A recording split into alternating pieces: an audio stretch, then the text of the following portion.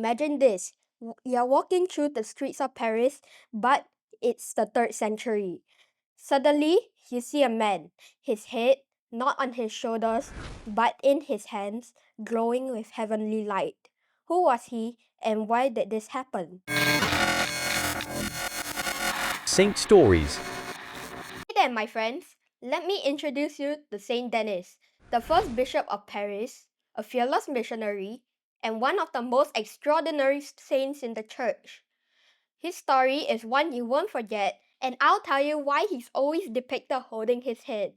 So stick around, you don't want to miss this. St. Denis lived in a time when Christianity wasn't just unpopular, it was dangerous. Around the year 250, he was sent as a missionary to a city called Lutetia, what we know now as Paris.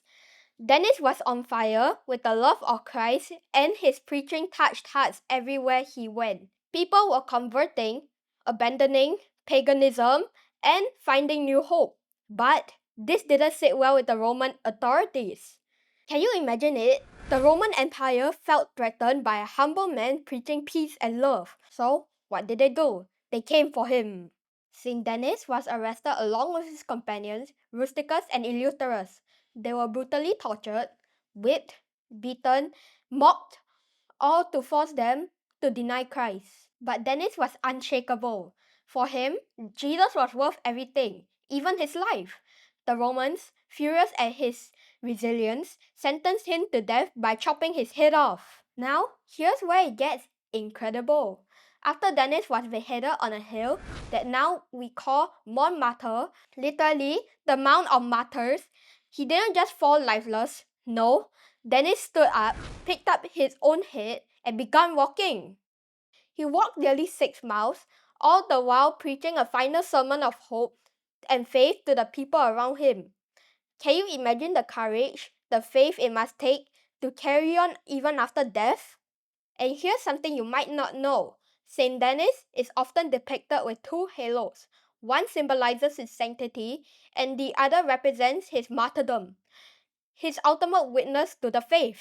Why was Saint Denis willing to die for his faith? Because he knew that nothing, not even death, could separate him from the love of Christ.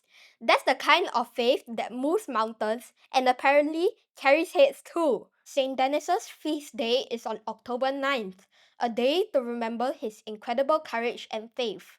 So, the next time you're in Paris and visit Montmartre, remember, it was made sacred by the blood of a saint who gave everything for Jesus. You know what? If Saint Denis could find the courage to stand firm in faith, so can you. Thanks for watching, and I'll see you in the next episode of Saint Stories. Bye!